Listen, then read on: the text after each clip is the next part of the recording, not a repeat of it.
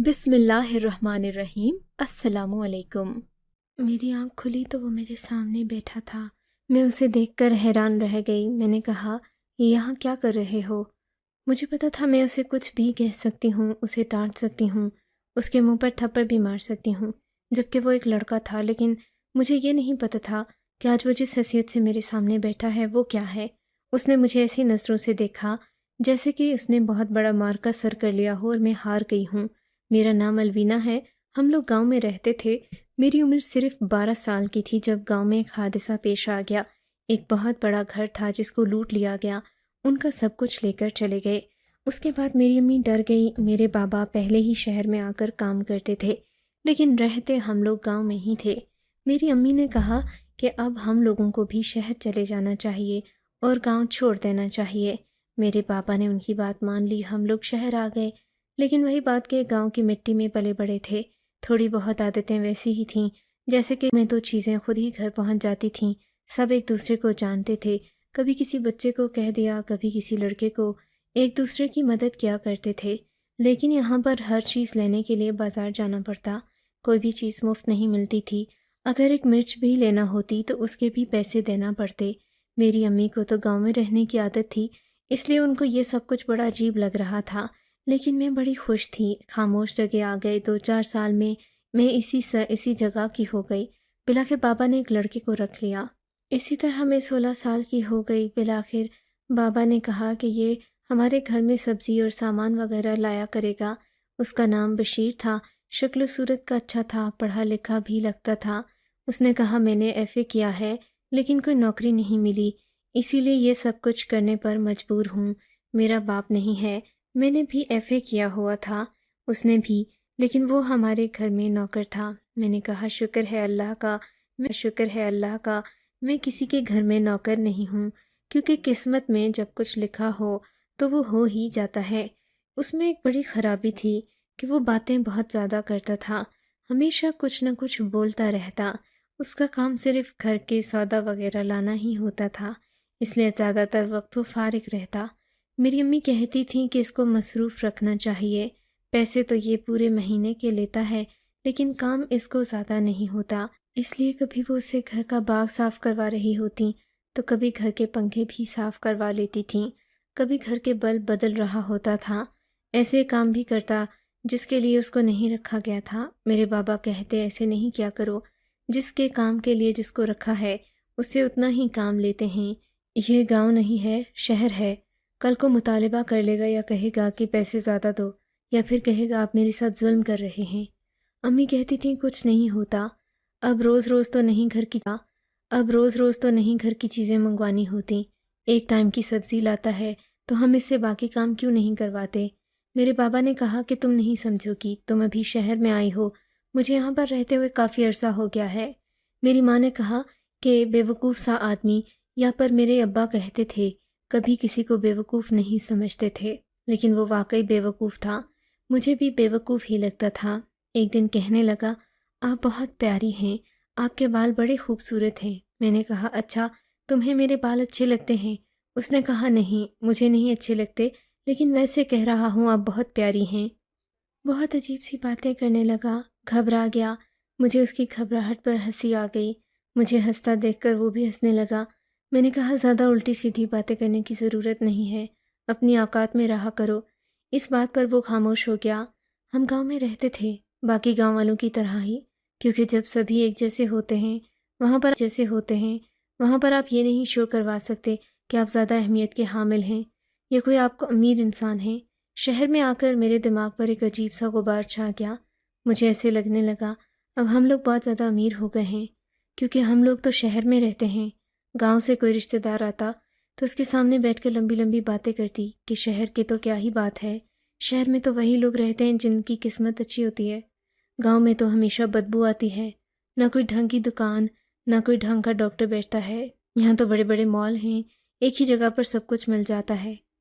गांव से मेरी रिश्तेदार, मेरी कज़िन आती तो मेरी बातें ही सुनती रहती।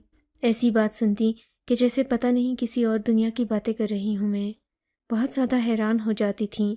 मुझ पर रश करती, कहती, तुम्हारी तो किस्मत बड़ी ही अच्छी है। मैंने कहा, हाँ, ये बात तो है। ایک دن وہ سب آئی ہوئی تھیں۔ میں نے کہا یہ دیکھو، یہ جو نوکر پھر رہا ہے نا بشیر، ادھر آؤ۔ میں نے اسے بڑے طریقے سے بلایا۔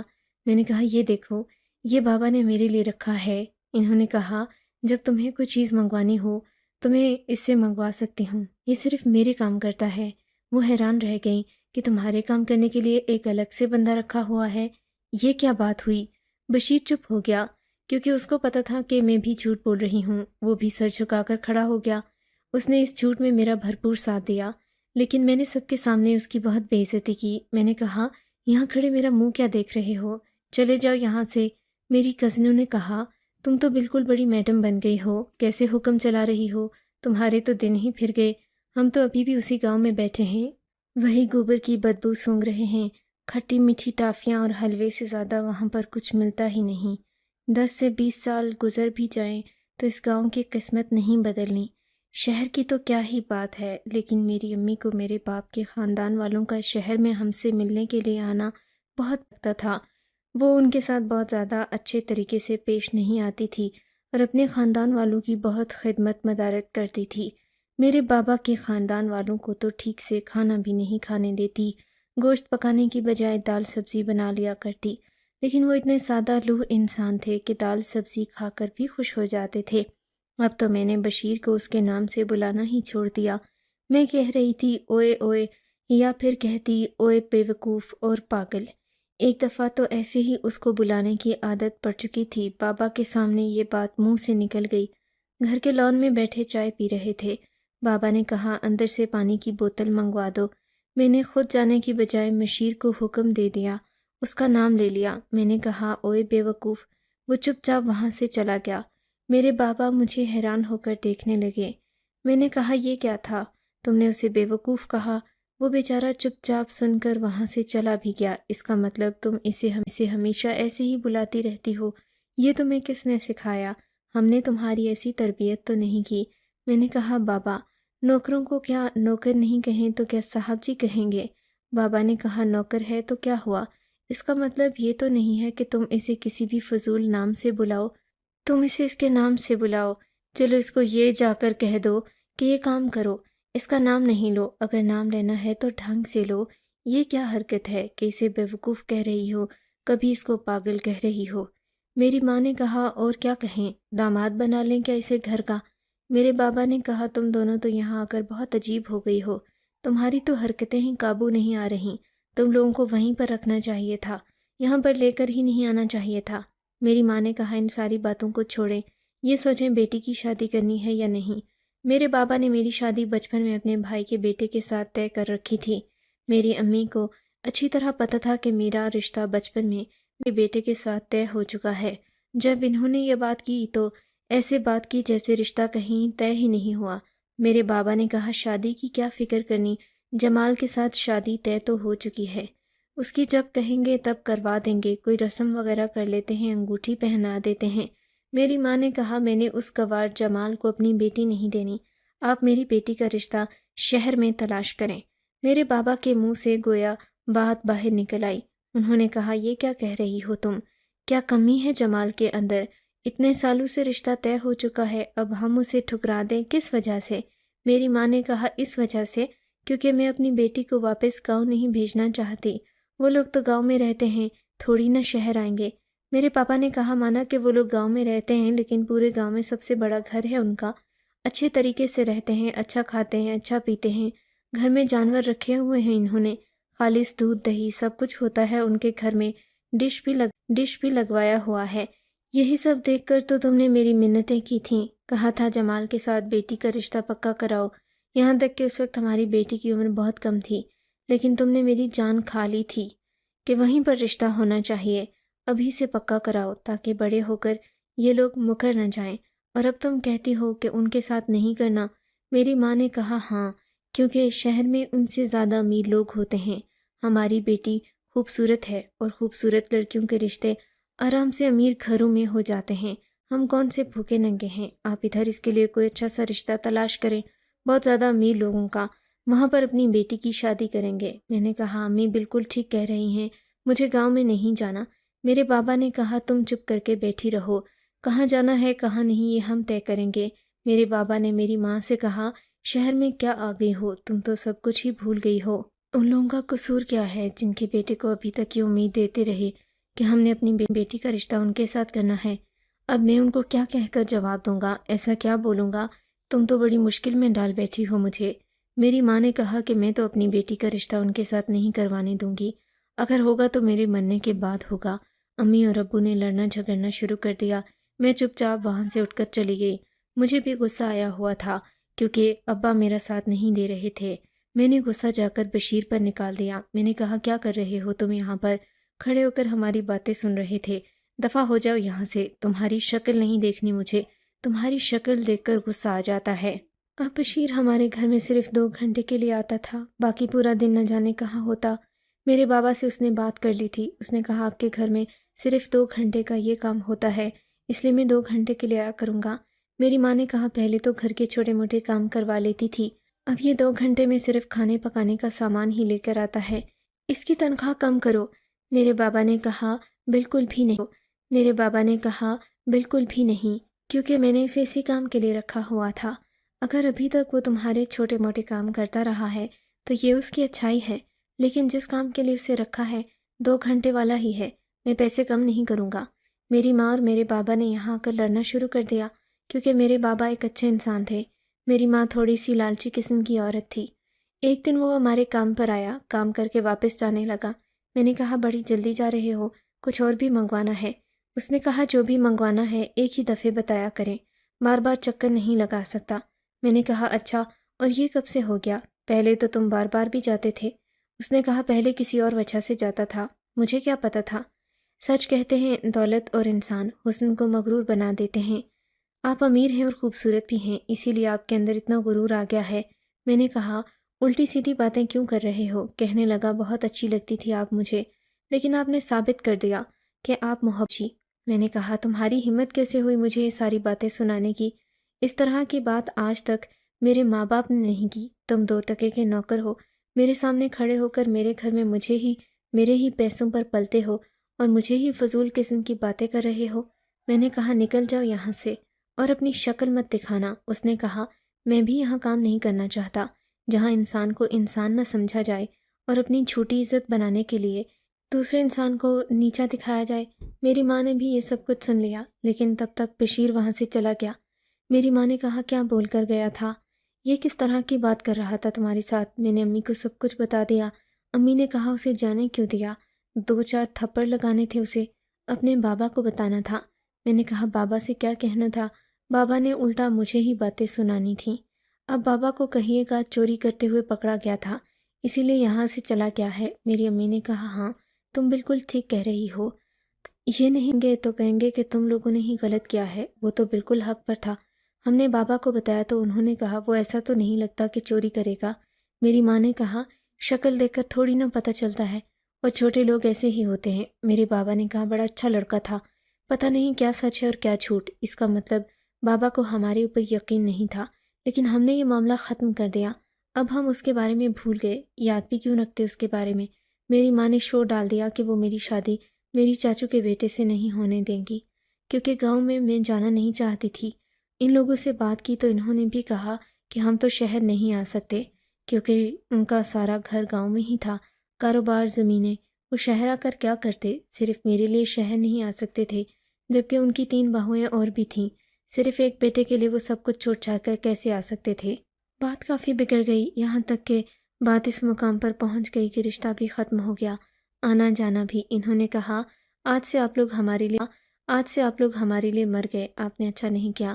ہمارا بیٹا آپ کی بیٹی سے محبت کرتا تھا، اسے اپنی ہمسفر مان چکا تھا، آپ لوگ رشتے سے انکار کر رہے ہیں، ہمارے سامنے ایسی شرط رکھ رہے ہیں جس پر ہم کبھی بھی پورا نہیں اتر سکتے، پورا گھر بار خاندان چھوڑ کر شہر نہیں آ سکتے۔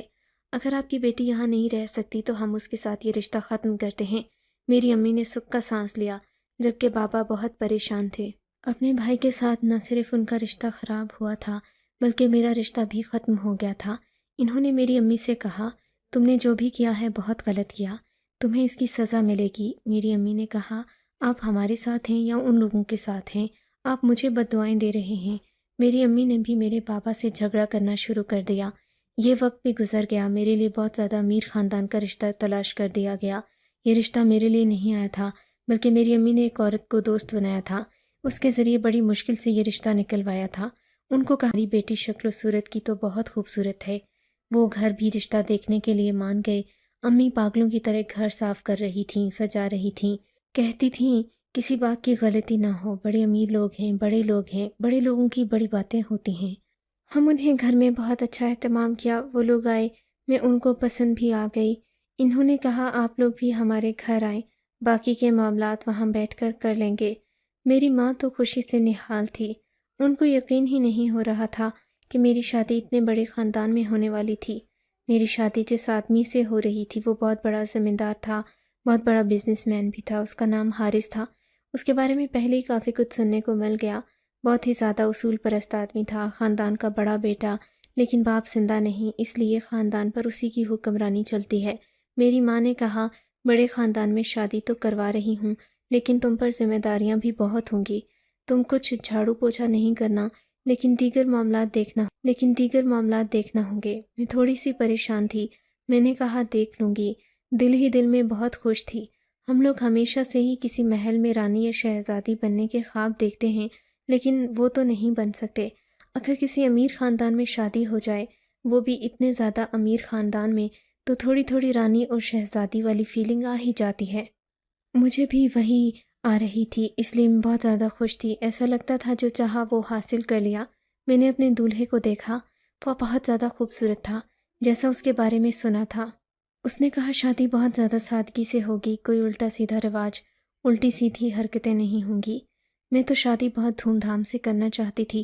میں نے سوچا تھا پہلے اپٹن ہوگا، پھر مہندی ہوگی، پھر تیل مہندی ہوگی، پھر بارات، ولیمہ، برائڈل شاور بھی رکھوں گی، کیونکہ اتنے امیر خاندان میں شادی کرنے کا کیا فائدہ۔ مجھے تو لگا یہ ساری باتیں یہ لوگ خود ہی کریں گے، لیکن میں نے ایسی کوئی بات نہیں کی۔ انہوں نے کہا مسجد میں بیٹھ کر نکاح ہوگا، نکاح سے پہلے لڑکا لڑکی ایک دوسرے کو دیکھیں گے بھی نہیں۔ ہماری منگنی ہو گئی، 2 مہینے رہ گئے تھے ہماری شادی میں، لیکن میرے شوہر نے مجھ سے کوئی بات چیت نہیں کی۔ اس نے نہ ہی مجھے اپنا نمبر بھجوایا، جبکہ ایسے ٹائم میں تو میاں بیوی جو ایک دوسرے کے رشتے میں آنے والے ہوتے ہیں، ایک دوسرے سے بات کرتے ہیں۔ اور پھر یہ کوئی پرانا زمانہ تو نہیں تھا، ہم لوگ شہر میں رہتے تھے، اتنا تو ہو ہی سکتا تھا، لیکن ایسا بھی کچھ نہیں ہوا۔ میری ماں نے کہا تمہاری شادی ہو رہی ہے، اتنا ہی کافی ہے۔ اب اتنے بڑے گھر میں شادی ہو رہی ہے تو تمہیں برداشت کرنا ہی پڑے گا۔ میں نے کہا یہ سب تو بہت عجیب ہے، پتہ نہیں اس کے بعد بھی نہ پابندیاں لگائیں۔ میری ماں نے کہا نہیں، پابندیاں نہیں لگائیں گے، ویسے بھی تم نے شادی کے بعد کیا کرنا ہے، بس گھر کو تھوڑا بہت دیکھنا، شاپنگ کرنا، سیر کرنا، مزے کرنا۔ میری ماں بہت زیادہ خوش تھی جبکہ میرے ابا بھی اداس تھے۔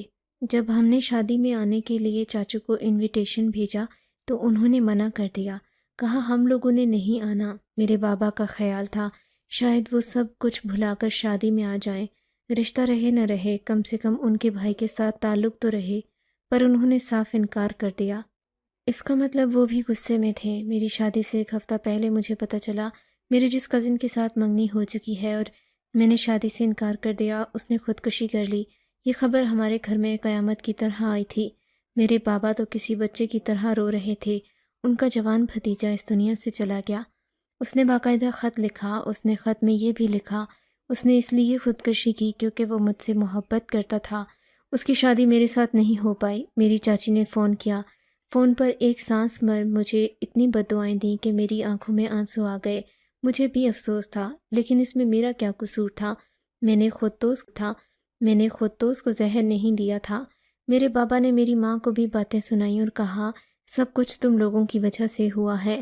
اگر وہاں شادی ہو جاتی تو کیا ہو جاتا، کم سے کم اس کی زندگی بچ جاتی۔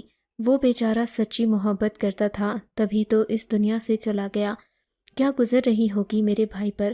تم لوگوں نے تو مجھے اس قابل بھی نہیں چھوڑا کہ میں جا کر افسوس کر لوں، کیونکہ انہوں نے صاف منع کر دیا ہے کہ یہاں پر آنے کی کوئی ضرورت نہیں۔ آپ لوگ تو ہیں ہی قاتل، آپ لوگوں کو کیسا افسوس جو یہاں آئیں گے۔ میرے بابا نے کہا تمہاری شادی میں بھی نہیں بیٹھوں گا۔ میری ماں نے کہا یہ کیا بات ہوئی، اس کی سزا اپنی بیٹی کو کیوں دے رہے ہو؟ میرے بابا شادی میں بیٹھ تو گئے، پر ان کی حالت ٹھیک نہیں تھی، ان کا دماغ موجود نہیں تھا، وہ بس اپنے خیالوں میں گم تھے۔ نکاح بہت سادگی سے ہوا تھا۔ انہوں نے کہا کہ ولیمہ بھی ہم اپنی مرضی سے کریں گے۔ ہم نے ولیمہ نہیں کرنا، مہندی کی ایک چھوٹی سی رسم تھی جس میں تھوڑا بہت شگل لیا گیا، لیکن وہ صرف ہماری طرف سے ہی تھی۔ یہ لوگ تو بڑے پتھر دل تھے، لگتا تھا ان کے دل مرے ہوئے تھے جو انہوں نے کوئی دھوم دھام نہیں کی، جبکہ ان کا اکلوتا بیٹا تھا۔ میں اپنے گھر سے رخصت ہو گئی، اب اپنے کمرے میں بیٹھی تھی، شوہر کا انتظار کر رہی تھی۔ میری ابھی بھی اس سے ٹھیک سے بات نہیں ہوئی تھی، مجھے بہت عجیب لگ رہا تھا۔ پھر سوچا چلو آج بات ہو جائے گی، پتہ چل جائے گا کہ وہ کس طرح کا انسان ہے۔ جیسا بھی ہے، میں نے زندگی اسی کے ساتھ گزارنی ہے۔ یہ لوگ بڑے عجیب تھے، میرے پاس کوئی نہیں بیٹھا، نہ میری ساس نہ میری نند، جبکہ اس گھر میں اتنی ساری عورتیں تھیں۔ کسی نے آ کر مجھ سے یہ نہیں پوچھا کہ تمہیں کسی چیز کی ضرورت ہے یا نہیں۔ اچانک میری آنکھ لگ گئی۔ اچانک جب آنکھ کھلی تو حیران رہ گئی، اتنی حیران کہ میرے منہ سے جیت ہی نکل گئی، کیونکہ جو میرے سامنے بیٹھا تھا وہ میرا شوہر نہیں بلکہ وہی بشیر تھا جو ہمارے گھر میں کام کرتا تھا۔ لیکن یہ میرے کمرے تک کیسے پہنچ گیا؟ تب وہاں پر میری ساس اور میرا شوہر آ گیا۔ انہوں نے کہا حیران ہونے کی ضرورت نہیں، یہی تمہارا شوہر ہے۔ میں حیران رہ گئی۔ ولید جو کہ میرے شوہر تھا لیکن اب نہیں تھا، اس نے کہا یہ ہمارے خاندانی نوکر کا بیٹا ہے، ہمارے گھر کام کرتا تھا، تم لوگوں کے گھر بھی۔ اس نے مجھے تمہارے بارے میں پہلے ہی بتایا تھا۔ جب تمہارا رشتہ میرے لیے آیا، تمہاری تصویر گھر آئی، اس نے دیکھ لی اور بتایا کہ تم نے اس کے ساتھ کیا کیا تھا، اور یہ بھی کہ یہ تمہیں پسند کرتا ہے۔ مجھے ایسے لوگوں سے شدید نفرت ہے جو اپنے اوپر غرور کرتے ہیں، اسی لیے تمہیں سبق سکھانا بہت ضروری تھا۔ تمہاری شادی اسی نوکر کے ساتھ ہوئی ہے، یہی تمہارا شوہر ہے، لیکن تمہیں خوش ہونا چاہیے کیونکہ یہ تم سے بہت محبت کرتا ہے۔ ایسے انسان بہت کم ملتے ہیں۔ یہ سن کر میں بے ہوش ہو گئی۔ جب مجھے ہوش آیا، یہ بات میرے ماں باپ کو پتہ چل چکی تھی، بہت بڑی لڑائی اور جھگڑا بھی ہو چکا تھا، لیکن اب کچھ نہیں ہو سکتا تھا۔ انہوں نے کہا ہم لوگ اتنے امیر ہیں، اس گھر کو اور اتنی دولت دے سکتے ہیں کہ تمہاری بیٹی خوش رہے، لیکن یہی تمہاری بیٹی کا شوہر ہے۔ میری آنکھ کھلی تو میں خاموش تھی۔ میرے گھر والے کہہ رہے تھے امی پر کیس کر دیں گے، ایسے کر دیں گے، ویسے کر دیں گے، لیکن مجھے اپنی غلطی کا احساس ہو گیا تھا، کیونکہ جو میرے ساتھ ہوا وہ قسمت سے ہوا۔ یہ سب کچھ اللہ کی مرضی کے بغیر نہیں ہوتا۔ شاید مجھے میرے غرور کی سزا ملی تھی۔ میں نے اپنے ماں باپ کو کہا اب جو بھی ہے جیسا ہے میری قسمت ہے، لیکن میری قسمت اتنی بھی بری نہیں۔ آپ کو اگر یہ کہانی اچھی لگی ہے تو اس ویڈیو کو لائک کیجیے، اور اس طرح کی مزید کہانیاں سننے کے لیے ہمارے چینل کو ضرور سبسکرائب کیجیے۔ کہانی سننے کا شکریہ۔ آپ سے ملاقات ہوگی اگلی ویڈیو میں، تب تک کے لیے اللہ حافظ۔